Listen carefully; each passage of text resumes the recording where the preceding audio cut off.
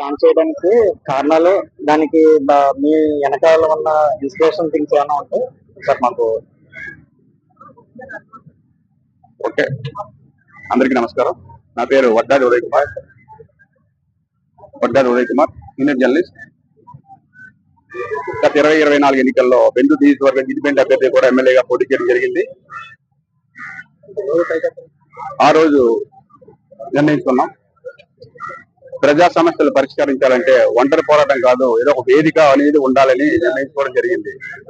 ఈ సందర్భంగా ఈరోజు గురు పౌర్ణమి మంచి రోజు కావడంతో సామాన్యుడే నాయకుడు అనే స్లోగన్తో ఉదయసేన అనే పార్టీని రోజు ప్రకటించడం జరిగింది. ఉదయసేన పార్టీ పేరు ఎందుకు పెట్టడం జరిగిందంటే, నా పేరు ఉదయ్ కుమార్ అని రావడం.